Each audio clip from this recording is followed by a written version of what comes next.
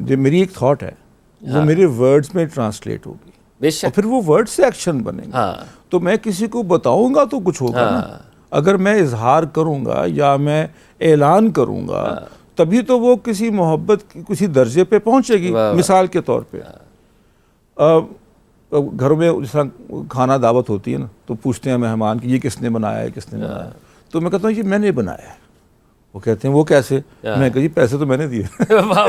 پیچھے تو میری محبت خاموش ہے کہ میں اس کو فائنینس کر رہا ہوں.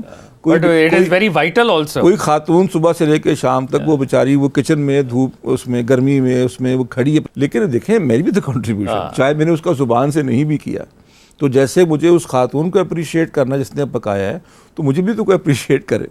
تو بالکل ویسے ہی ہر ایک کا اظہار فرق ہے, لیکن اگر ہم نے کسی کو سکھانا ہے نا تو وہ الفاظ کے بغیر تو نہیں ہوگا نا. کسی کو بتائیں گے آپ نعت ایک اس کا طریقہ ہے جس کے بانی سیدنا حسان بن ثابت ہیں رضی اللہ عنہ. ایک طریقہ ہے, اور پھر یہ طریقہ مزاج میں بھی ہوتا ہے. مثلا کوئی شخص شاعری پسند کرتا ہے, کوئی پروز پسند کرتا ہے, کوئی ورس پسند کرتا ہے, کوئی اور طریقوں سے اپنا اظہار کرتا ہے. لیکن ایکسپریشن وربل یہ بہت ضروری ہے.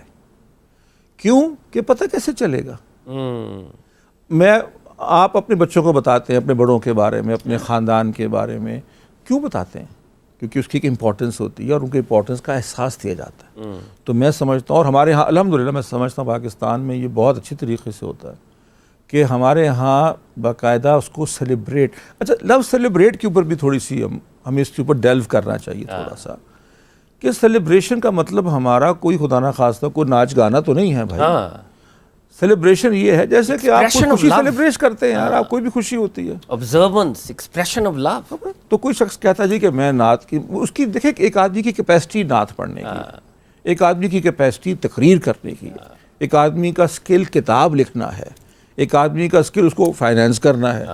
تو یہ سب لوگ ہی مل کے جو جند جو ہے یہ اکٹھی ہوگی تو پھر کو کام مکمل ہوگا.